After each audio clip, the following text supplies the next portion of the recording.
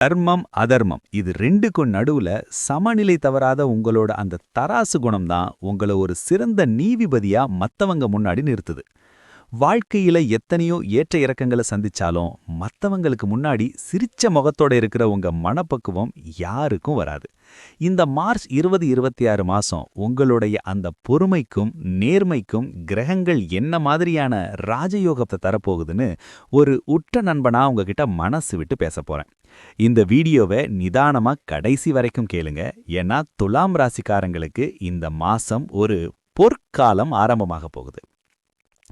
பொதுவா துலாம் ராசிக்காரங்களுக்கு இந்த மார்ச் மாதம் ஒரு வெற்றி மேல் வெற்றி குவியும் மாசம் அப்படின்னு தான் சொல்லணும்.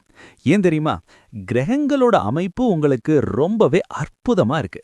சனி பகவான் உங்க ராசிக்கு 6ஆம் இடத்துல மீனத்துல அமர்ந்து சத்ரு சம்ஹார யோகத்தை தர்றாரு. 6ல சனி வந்தாலே உங்களுக்கு தொட்டதெல்லாம் பொன்னாகும்.